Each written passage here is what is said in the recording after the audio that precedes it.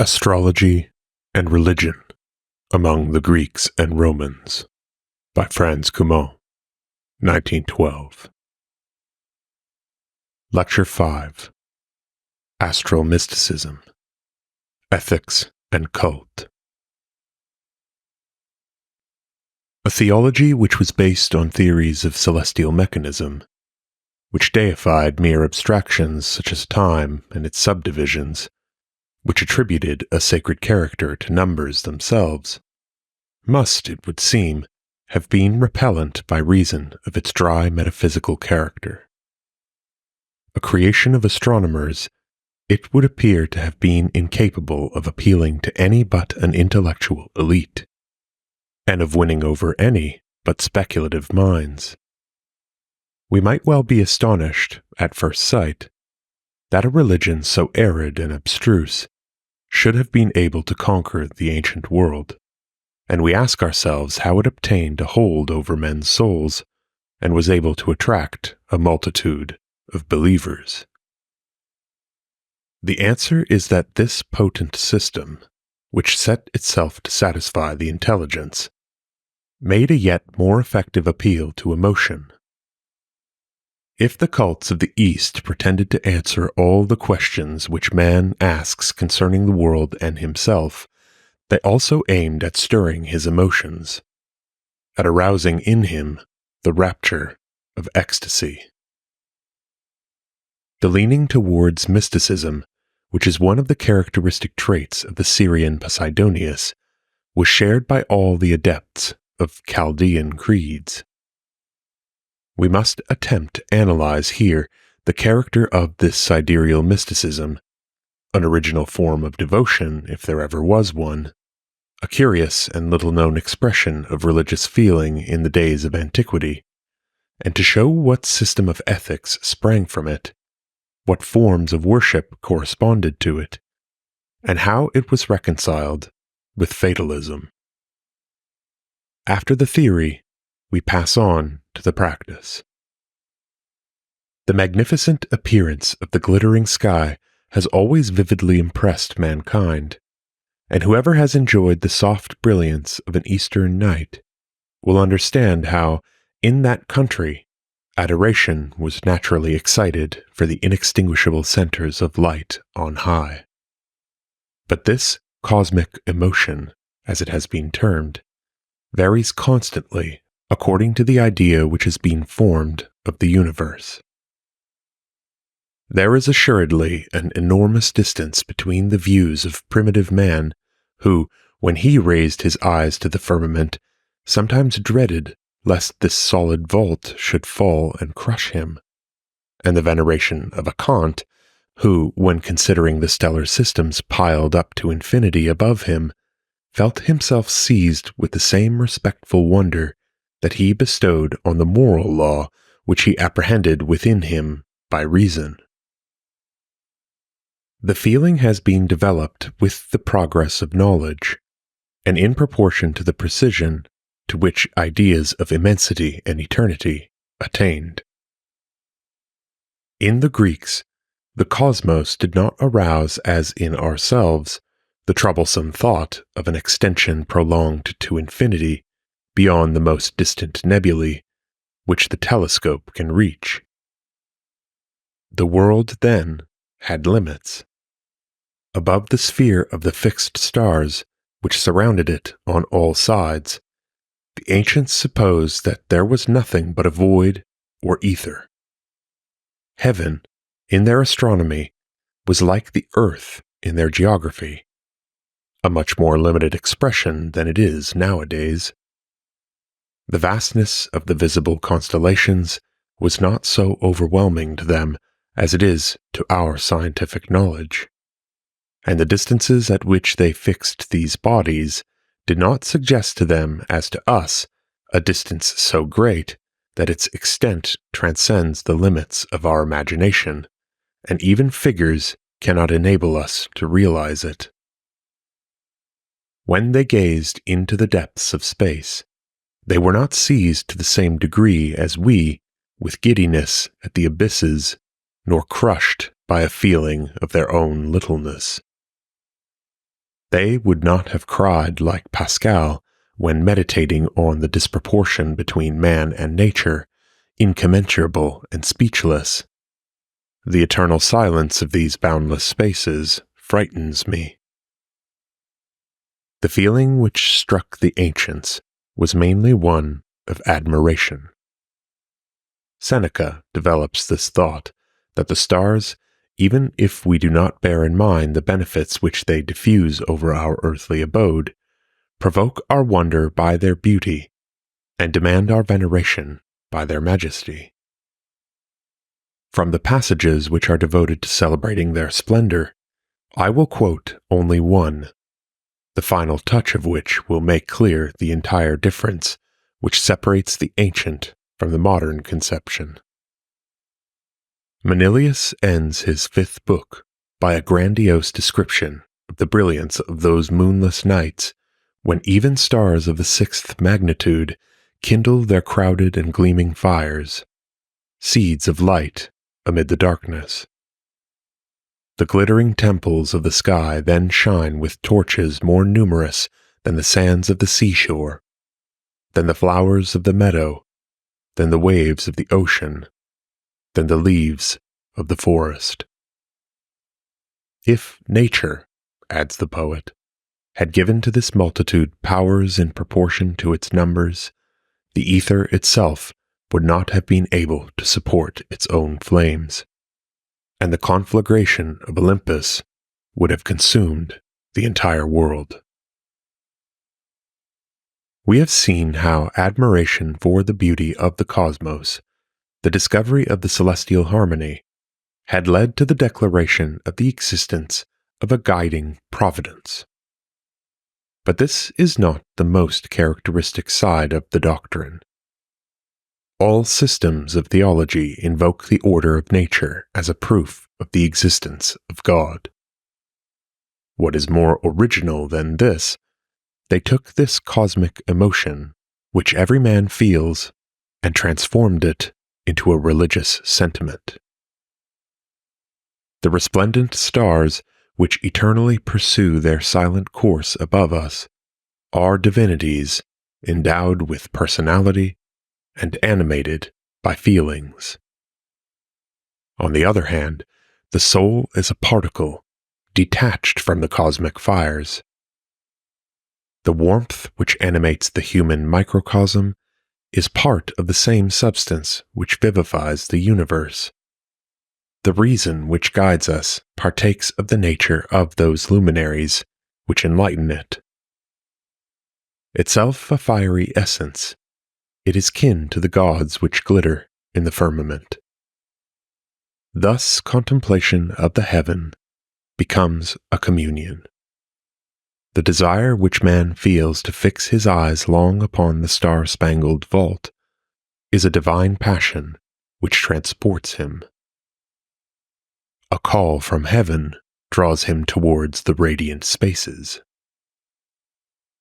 In the splendor of the night, his spirit is intoxicated with the glow which the fires above shed upon him.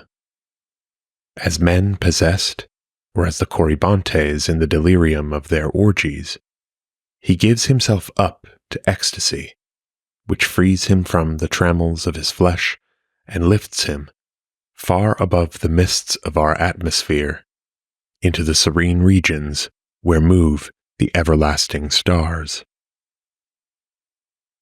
Borne on the wings of enthusiasm, he projects himself into the midst of this sacred choir and follows its harmonious movements.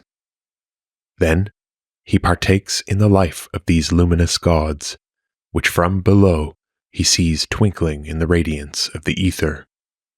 Before the appointed hour of death, he participates in their divinity and receives their revelations in a stream of light, by which its brilliance dazzles even the eye of reason. Such are the sublime effusions in which the mystic eloquence of a Posidonius delights.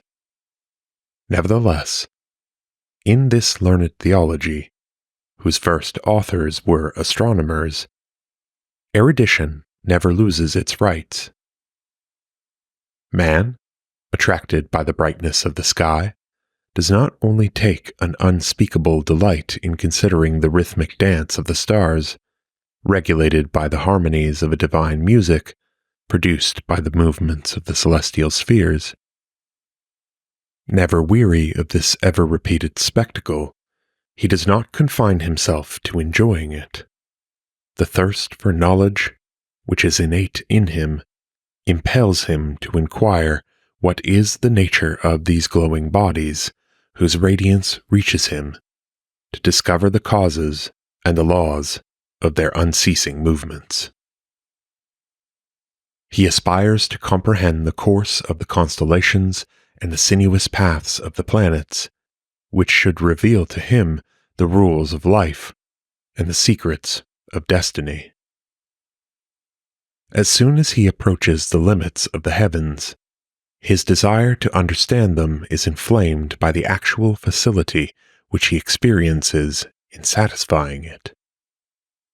The transports which draw him towards the higher regions do not dull, but enlighten his mind. Are not all discoveries of astronomy revelations of their nature made by the sidereal gods to their earnest disciples? This mystic contemplation of heaven, source of all intelligence, will be the religious ideal of lofty spirits. The astronomer Ptolemy, who of all the savants of antiquity had perhaps the most influence on succeeding generations, will forget his complicated calculations and his arduous researches to sing of this intoxication. We have preserved the following lines of his: "Mortal as I am, I know that I am born for a day, but when I follow the serried multitudes of the stars in their circular course, my feet no longer touch the earth. I ascend to Zeus himself to feast me on ambrosia, the food of the gods." Let us compare this serene ecstasy with the transports of Dionysiac intoxication, such as Euripides, for example, depicts for us so strikingly in the Bacchae, and we shall at once realize the distance which separates this astral religion from the earlier paganism. In the one, under the stimulus of wine, the soul communicates with the exuberant forces of nature, and the overflowing energy of physical life expresses itself in tumultuous exaltation of the senses and impetuous disorder of the spirit. In the other, it is with pure light that reason quenches her thirst for truth. The abstemious intoxication, which exalts her to the stars, kindles in her no ardor save a passionate yearning for divine knowledge. The source of mysticism is transferred from earth to heaven. We, who in our northern towns scarcely perceive the light of the stars, continually veiled in fogs and dimmed by smoke, we to whom they are merely bodies in a state of incandescence moved by mechanical forces, we can hardly comprehend the strength of the religious feeling which they inspired in the men of old. The indefinable impression which is produced by the great spectacle of nature, the desire which possesses us of probing the causes of her phenomena, were in their case combined with the aspirations of faith towards these visible gods, who were ever present to be worshipped. The passion for knowledge, the ardor of devotion, were blended in the deep emotion which was stirred by the idea of a communion between man and the harmony of the skies. Think of the prestige which such a theory gave to the astrologer who is in constant relation with the divine stars. It is nowhere more clearly expressed than in a passage of a rhetorician belonging to the Augustan age, Aurelius Fuscus. He to whom the gods themselves reveal the future, who imposes their will even on kings and peoples, cannot be fashioned, he says, by the same womb which bore us ignorant men. His is a superhuman rank, confident of the gods. He himself is divine. Then he adds, if the pretensions of astrology are genuine, why do not men of every age devote themselves to this study? Why from our infancy do we not fix our eyes on nature and on the gods, seeing that the stars unveil themselves for us, and that we can live in the midst of the gods? Why exhaust ourselves in efforts to acquire eloquence, or devote ourselves to the profession of arms? Rather, let us lift up our minds by means of the science which reveals to us the future, and before the appointed hour of death, let us taste the pleasures of the blessed. This lofty conception which was formed of astrology, queen of sciences, this mysticism which gave it a sacred character, entailed ethical consequences of extreme importance. The mathematici of the Roman Empire were the successors of the ancient Chaldean priests, and they never forgot it. They loved to assume the holy guise of incorruptible prophets and to consider the exercise of their profession as a priesthood. They are fond of laying stress on the purity of their morals, and they complacently enumerate all the qualities which bring them near to the divine nature: chastity, sobriety, integrity, self-renunciation. If others seek fortune at the price of 1,000 efforts, the astrologer, dedicated to arduous research, is bound to surrender himself entirely, to be penetrated by the intelligence of God. Impendentus homo es, Deus esse ut possit in ipso. Thus astrologers, who profess to discover the mysteries of fate, lead an austere life, or at any rate, they affect it. This is the very condition of their power. Mortals do not share in the heavenly ecstasy, unless they have merited it by the morality of their conduct. Science is a revelation promised to virtue. Man must be purified from all defilement in order to render himself worthy of the society of the gods and of the knowledge of heavenly things. This idea that a man's vices weigh him down and detain him here below is frequently found developed. The doctrine contrasts the body formed of earth with the sacred fire of the spirit. All carnal desires in some measure materialize this sacred fire at the same time that they pollute it and hinder it from ascending to the ether. On the one hand, if the soul emancipates itself from the passions of the body, it will be able to fly lightly and easily to the stars. In the vehement polemic which Posidonius launches against Epicurus, he reproaches him, in regard to his astronomical doctrines, with having been blinder than a mole, and he adds, "No wonder, for to discover the real nature of things is not the part of men devoted to pleasure, but of those whose virtuous character makes the good their ideal, and who do not prefer it to the comfort of their beloved flesh." The absurdity of the cosmography professed by the Epicureans is, in his eyes, a consequence of their dissolute life. Here we see set forth the idea, so dangerously developed later, that true knowledge is the reward of piety. The marvels of nature produce on us a mysterious impression. The view of immensity elevates us above the vulgarities of life. This feeling, innate in man, astral religion has seized upon and developed splendidly in order to make it a source of morality. Theologians celebrate the spiritual joys which this religion has in store for its adepts, the intensity of which renders all material delights insipid and contemptible. In 100 ways they contrast the meanness of the earthly with the splendor of heavenly things. How should the worshippers of the sky take delight in chariot races or be seduced by songs and dances of the theater, they who have the privilege of contemplating the gods and of listening to their prophetic voices?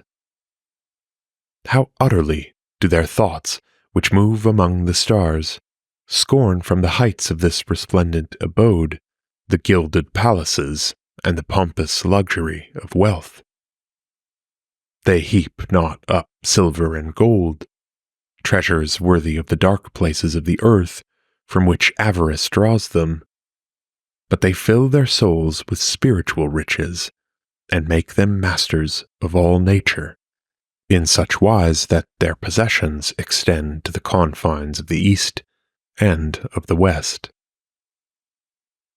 Even the privations of exile cannot touch them, since under all climes they find the same stars at the same distance from their watchful eyes. Can they but mingle with them, and their souls mount to the bright regions to which they are drawn by their kinship with the heavenly fires, it matters but little to them what earth they tread with their feet. Absorbed in her sublime researches, our reason will disdain the perishable goods of this life and the gross pleasures of the multitude.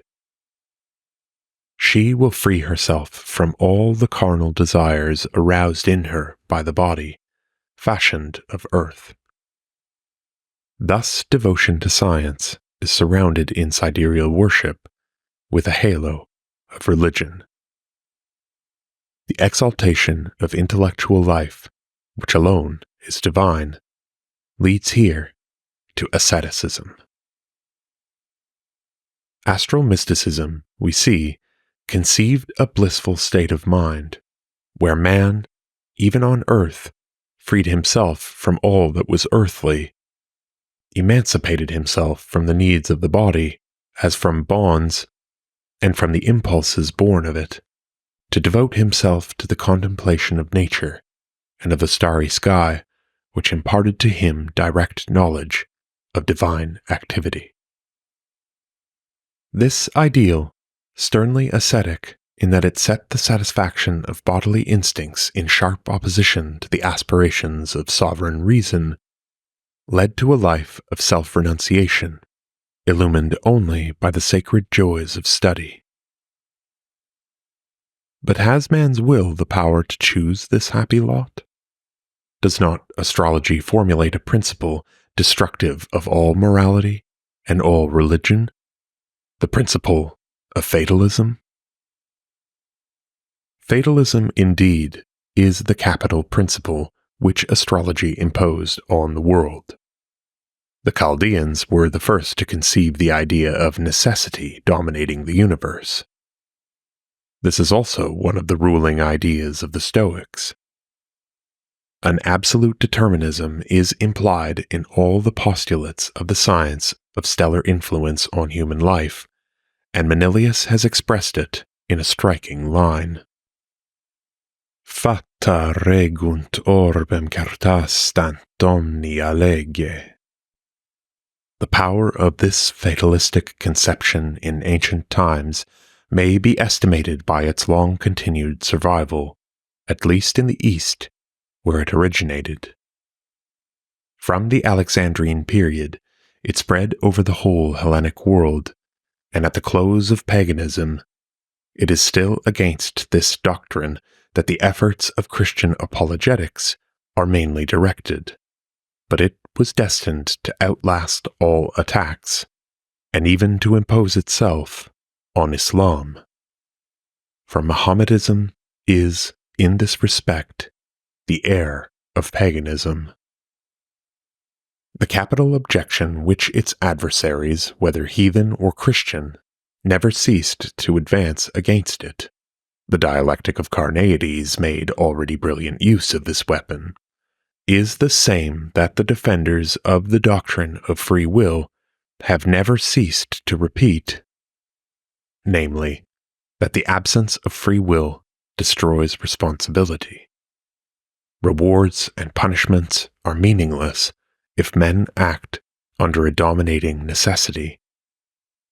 If they are born heroes or criminals, morality entails no merit, and immorality no reproach.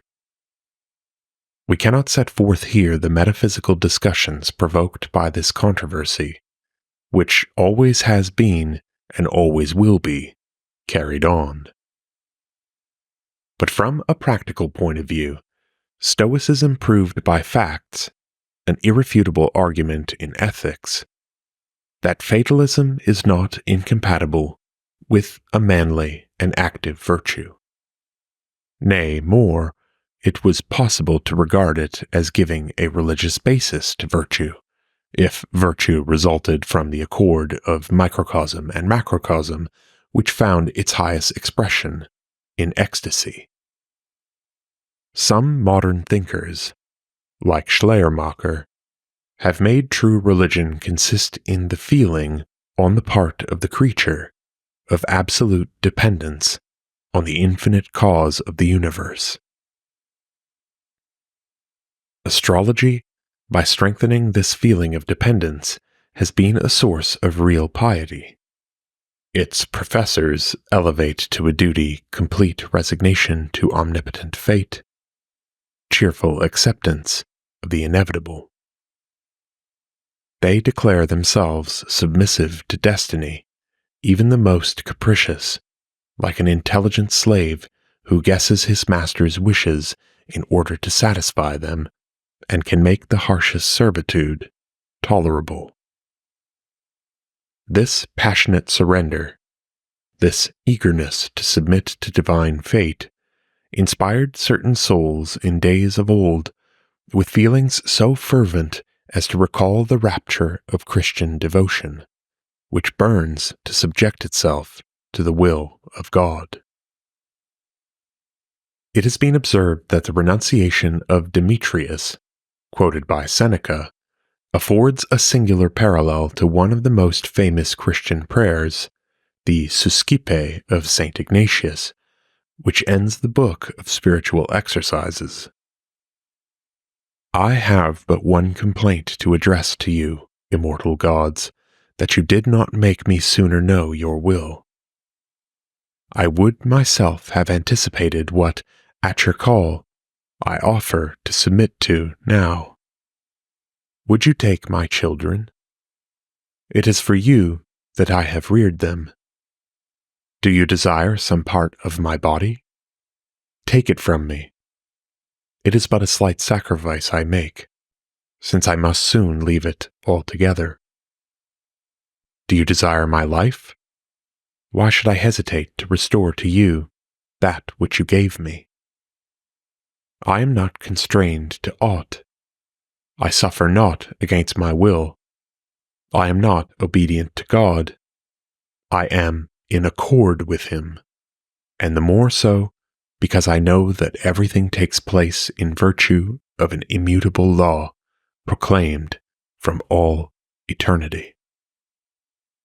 It is the ideal of pure Stoicism that is expressed in this effusion, but if it cannot be called anti-religious, it was at least in contradiction to all established religions. If an irrevocable destiny is imposed on us, no sacred ceremony can change its decrees. Worship is unavailing. It is idle to demand from divination the secrets of a nature which nothing can alter, and prayers, to use an expression of Seneca, are nothing but the consolations of sickly souls. And without doubt, certain spirits, as Suetonius states of the Emperor Tiberius, fully convinced that everything is ruled by fate, neglected the practice of religion. The astrologer Vettius Valens declares it useless. It is impossible to defeat by sacrifice that which has been established from the beginning of time. We must, therefore, reverence the superior power which rules the universe without demanding aught from it, and we must content ourselves with the joy which is caused by a feeling of intimate union of creature with Creator. But ordinary people did not rise to this haughty ideal of piety. A peripatetic of the 3rd century, Alexander of Aphrodisias, has forcibly characterized the want of logic which led the majority of mankind to act in contradiction to their theories. Those, he says, who maintain energetically in their discourses that fate is inevitable and to attribute all events to it, seem to place no reliance on it in the actions of their own lives, for they call upon fortune, thus recognizing that it has an action independent of fate. And moreover, they never cease to pray to the gods, as though these could grant their prayers even in opposition to fate. And they do not hesitate to have recourse to omens, as though it were possible for them, by learning any fated event in advance, to guard themselves against it. The reasons which they invent to establish a harmony between their theories and their conduct are but pitiful sophisms. And in fact, as a Christian writer of the 4th century observes, if the pagans of Rome were about to marry, if they intended to make a purchase, or aspire to some dignity, they hastened to ask the soothsayer for prognostications, while at the same time praying to the fates to grant them years of prosperity. A fundamental inconsistency which we noted from the beginning is obvious in all this development of astrology, which professed to become an exact science, but which always remained a sacerdotal theology. The stars were regarded as divine at Babylon before the doctrine of universal determinism had been constructed, and this character was preserved in defiance of logic. In the temples of Oriental gods, astrology assumed, or rather maintained, a very different character from that under which it presented itself in the schools or the observatories. A didactic treatise, like the Tetrabiblos of Ptolemy, where the effects of the planets are traced to physical causes, could never have become the gospel of any sect. In the sidereal cults, fortune will no longer be represented as a goddess, blind and deaf, who, with unreasoning favor or implacable malignity, makes sport of deserving and undeserving alike. Less stress will be laid on the all-powerfulness of necessity than upon the divinity of the stars. These were no longer merely cosmic forces, whose propitious or unpropitious operation was weakened or strengthened according to the windings of a course fixed from all eternity. The old mythology had not here been reduced to mathematical formulae. The celestial bodies had remained gods and goddesses, endowed with senses and qualities, sometimes wroth but always placable, who could be propitiated by prayers and offerings.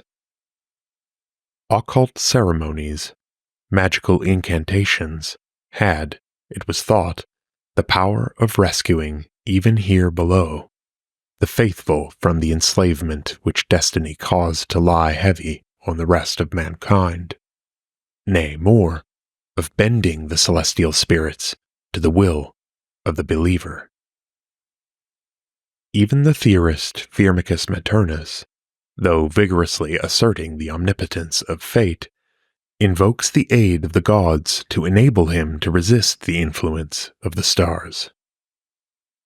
Sidereal determinism, pushed to its extreme consequences, was a theory of despair, the weight of which crushed man.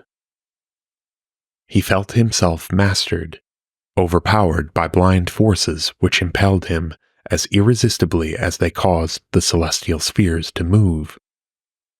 His mind sought to escape from the oppression of this cosmic mechanism, to free itself from the slavery in which Ananke held it.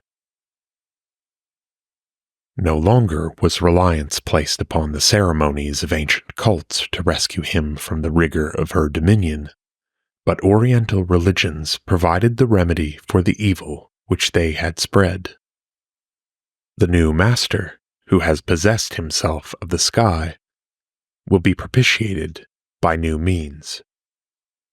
Not only magic, but also mysteries profess to teach methods for exorcising fate. They will be able to appease the wrath of sidereal powers and to win their favor by rites and offerings. They will teach, above all, how to prolong man's life beyond the term appointed by destiny, and to assure him an immortality of bliss. Thus belief in fate not only became a source of moral inspiration to noble minds, but also provided a justification of the necessity of positive worship. Concerning the worship which was paid to the stars in the West, we possess very few data, even for the most important of all, that of the sun. I will not lay stress on certain details which have come down to us about the rites of the moon, the stars, the signs of the zodiac, etc. We shall only mention some liturgical practices which have had permanent results.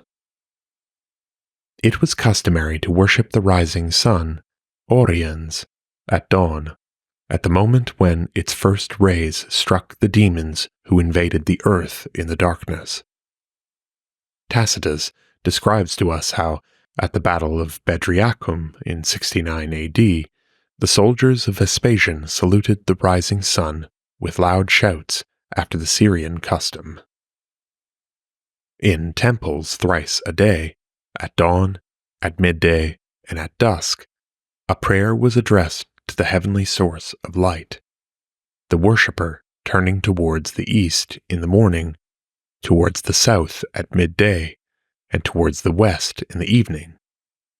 Perhaps this custom survived in the 3 daily services of the early church.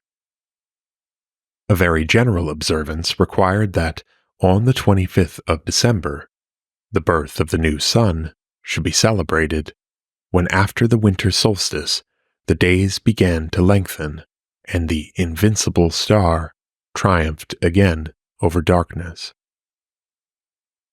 It is certain that the date of this Natalis Invicti was selected by the Church as the commemoration of the Nativity of Jesus, which was previously confused with the Epiphany. In appointing this day, universally marked by pious rejoicings, which were as far as possible retained, for instance, the old chariot races were preserved, the ecclesiastical authorities purified in some degree the customs which they could not abolish. This substitution, which took place at Rome probably between 354 and 360, was adopted throughout the empire, and that is why we still celebrate Christmas on the 25th of December. The preeminence assigned to the Dies Solis also certainly contributed to the general recognition of Sunday as a holiday. This is connected with a more important fact, namely the adoption of the week by all European nations. We have seen that, in the astrological system, each day was sacred to a planet. It is probable that the worshipper prayed to the presiding star of each day in turn. We still possess the text of these prayers addressed to the planets in the East as in the West.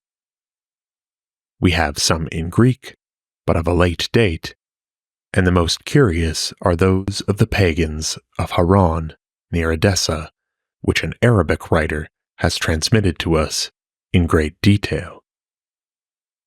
Thus, for instance, to call upon Saturn, it was necessary to await the favorable moment, to don black vestments, to approach the sacred place humbly, like a man sunk in sorrow, to burn a perfume composed of incense and opium mixed with grease and the urine of a goat. Then, at the moment when the smoke arose, to raise the eyes to the star and say, Lord, whose name is august, whose power is widespread, whose spirit sublime, O Lord Saturn, the cold, the dry, the dark, the harmful, crafty sire who knowest all wiles, who art deceitful, sage, understanding, who causest prosperity or ruin, happy or unhappy is he whom thou makest such. I adjure thee, O primeval Father, by thy great mercies and thy noble qualities, to do for me this and that. This having been said, continues the text which I am abridging, thou shalt bow thyself down with humility and contrition, and while bending, thou shalt repeat the prayer several times. We do not suppose that in the Roman Empire, devotees would have gone through such complicated ceremonies every day in honor of the planets. The great prayer to Jupiter fills not less than 4 pages, but certainly the use of such an analogous liturgy in certain cults, notably in the mysteries of Mithra, contributed largely to the adoption of the week throughout the Roman Empire. This diffusion of the week, and even its invention, are much more recent than is usually supposed. It is known that the Jews already divided time into consecutive groups of 7 days ending with the Sabbath, but these days were not each under the patronage of a planet. They were merely counted. This system of the measurement of time originates in the division of the lunar month into 4 equal parts. This hebdomadal period is also found elsewhere, but the astrological week has a much later origin. It is connected with the general theory of chronocrateries, which assign to each planet the dominion over an hour, a day, a year, and even over a period of 1,000 years. And the assignment of each of these to one of the gods is the result of an ingenious calculation, which is based on the so-called Chaldean arrangement of the planets. Now this arrangement appears nowhere before the 2nd century BC, and it may be considered certain that our week is a creation of the Hellenistic period.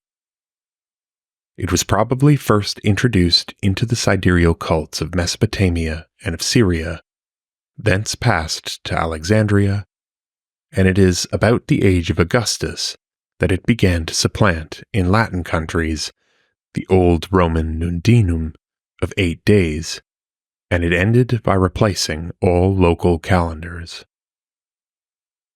Adopted by the Church in spite of its suspicious origin, it was imposed on all Christian peoples. When today we name the days Saturday, Sunday, Monday, we are heathen and astrologers without knowing it, since we recognize implicitly that the first belongs to Saturn, the second to the Sun, and the third to the Moon.